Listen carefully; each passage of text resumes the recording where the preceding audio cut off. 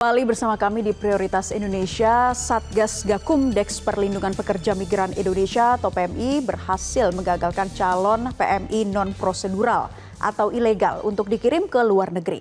Kali ini kasus pengungkapan ditemukan di wilayah perbatasan Indonesia-Malaysia di Kalimantan Utara. Informasi selengkapnya akan disampaikan rekan kami Fatma Ayu yang melaporkan langsung dari Kabupaten Nunukan, Kalimantan Utara.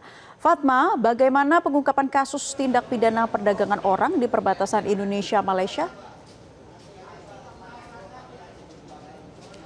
Baik Naila, saat ini saya bersama Satgas Gakum Des Pelindungan PMI atau Pelindungan Pekerja Migran Indonesia berupaya untuk menggagalkan calon PMI jaringan internasional terutama Malaysia. Nah, secara eksklusif bersama Bareskrim Polri, kami berada di Kabupaten Nunukan, Kaltara atau Kalimantan Utara, tepatnya di Pelabuhan Tunontaka Nunukan untuk mencegat calon-calon PMI non-prosedural atau ilegal yang rencananya diberangkatkan dari Indonesia menuju ke luar negeri atau internasional.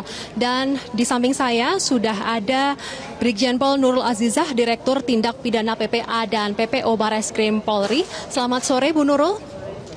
Bu Nurul, ini bisa terlihat di belakang ada dua kapal besar yang sudah bersandar di Kaltara. Apa yang saat ini sedang dilakukan oleh Satgas Gakum Des PPMI? Mbak, kami dari Satgas Gakum, dari Des Pelindungan Pekerja Migran Indonesia yang merupakan pelaksanaan daripada program Bapak Presiden melalui Asta Cita, yang mana Bapak Kabareskrim selaku Ketua Satgas Penegakan Hukum. Saat ini kami bersama-sama dengan beberapa Satgas Penegak Hukum lainnya itu melakukan pemeriksaan administrasi terhadap para penumpang kapal yang turun di pelabuhan ini, Mbak.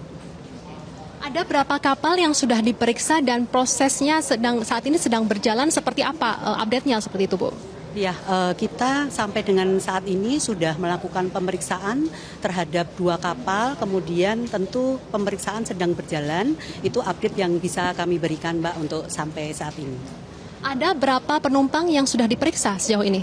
Ya, kalau untuk ada dua kapal ya, yang pertama adalah KM Thalia itu sekitar 400 sampai dengan 600, kemudian Bukit Siguntang itu dengan penumpang sekitar 1.200 sampai dengan 1.300, nah itu sedang masih dalam proses pemeriksaan, Mbak. Ada berapa personel gabungan yang diterjunkan untuk operasi kali ini? Ya, kami personel gabungannya terdiri dari Bareskrim Polri, kemudian dari Polres Nunukan juga, kemudian juga ada dari BP3MI, kemudian dari imigrasi, kemudian hadir juga bersama kami dari Pelindo, kemudian KSOP, dan di sini juga ada Bapak Kapolres Nunukan.